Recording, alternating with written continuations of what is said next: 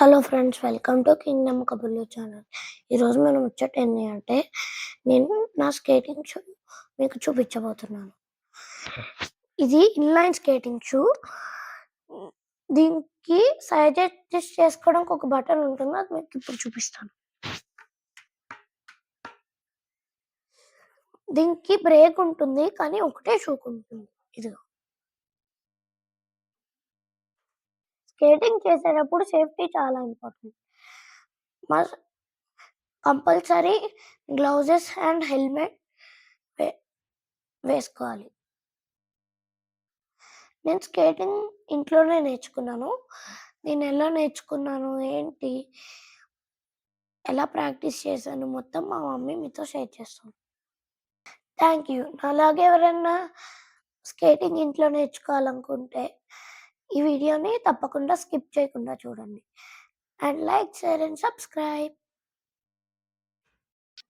ఇది మా ఆశిష్ యూస్ చేసే స్కేటింగ్ షూ. స్కైలాండ్ బ్రాండ్‌లో చాలా స్ట్రాంగ్ ఉంటుంది. ఈ షూ మా హస్బెండ్ అయితే సౌదీలోనే పర్చేస్ చేశారు. $200 అలా పడింది. ఇండియన్ కరెన్సీలో 4500 అన్నట్టు. Hello friends, welcome to Kingdom కబుర్లు ఛానల్. ఈరోజు మన ముచ్చట ఏంది అంటే, చాలా మంచి ముచ్చటండోయ్. అందరికీ యూజ్ అయ్యే ముచ్చట అది కూడా.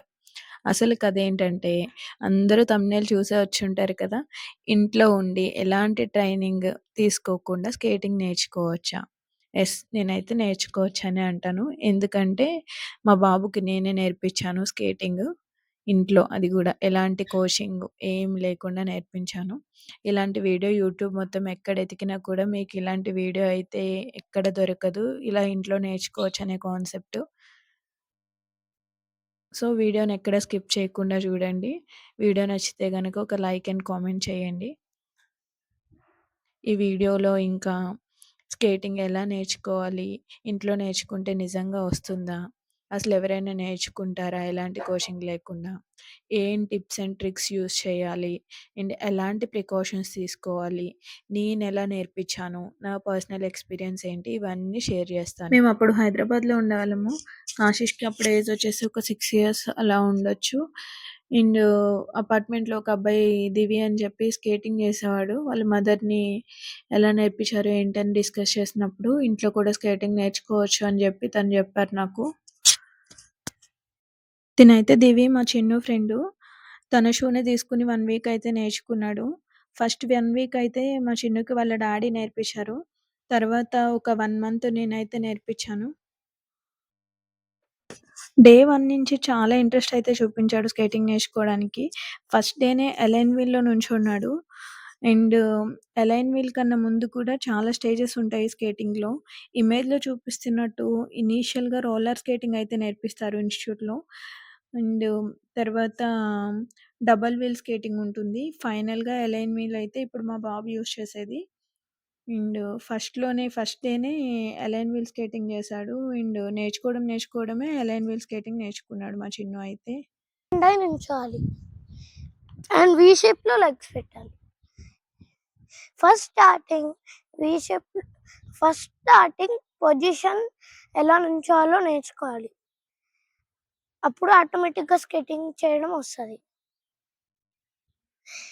వి షేప్లో పెట్టే చెయ్యాలి.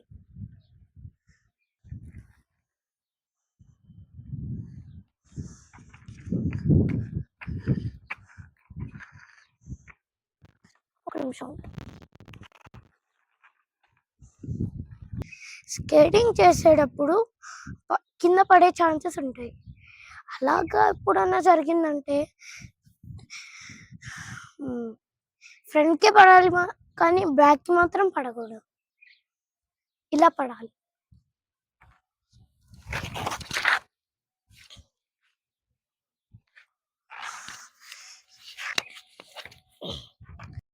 పిల్లలకి ఇంట్లో స్కేటింగ్ నేర్పిద్దాం అనుకుంటే గనక, పిల్లలకి ఇంట్రెస్ట్‌తో పాటు పేరెంట్స్‌గా మనం కూడా చాలా ఎఫర్ట్స్ పెట్టాలి.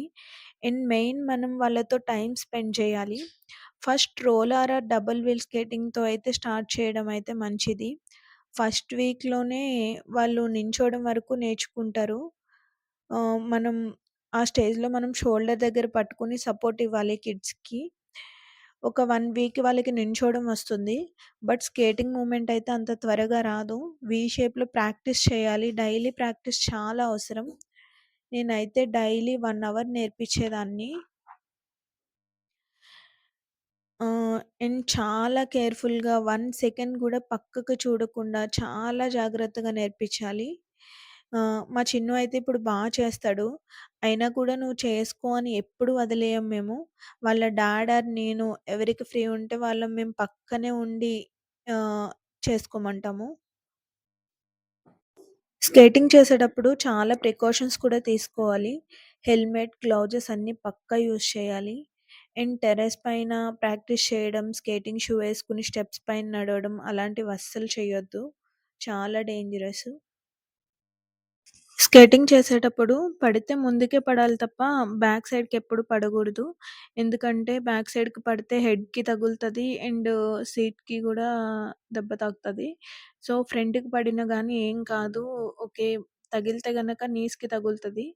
ఏమవ్వదు. పెద్దగా ఎఫెక్ట్ ఏమి అనిపియదు. సో, నేర్చుకునేటప్పుడే ఇలాంటి ప్రికాషన్స్ అన్నీ చాలా జాగ్రత్తగా తీసుకోవాలి. సౌదీలో స్కూల్ టైమింగ్స్ వచ్చి మార్నింగ్ 7 నుంచి ఆఫ్టర్‌నూన్ 1 వరకు ఉంటుంది. 2 అయ్యేసరికి ఇంటికొచ్చేస్తారు కిడ్స్. రోడ్స్ గూడా చాలా స్పేషియస్‌గా ఉంటాయి. ఆఫ్టర్‌నూన్ టైమ్‌లో వెహికల్స్ మూవ్‌మెంట్ కూడా ఉండదు. సో, మేము ఆ టైంలో అయితే కిందకొస్తాము.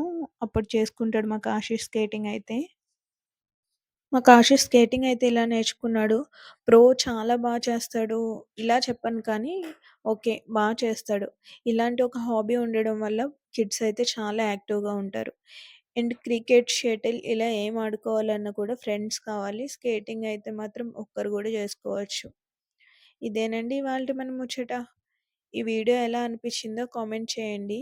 ఇంకా స్కేటింగ్ కోసం ఏమైనా డౌట్స్ ఉంటే గనుక కామెంట్స్‌లో అడగండి చెప్తాను. Thank you for watching. Please subscribe to my channel.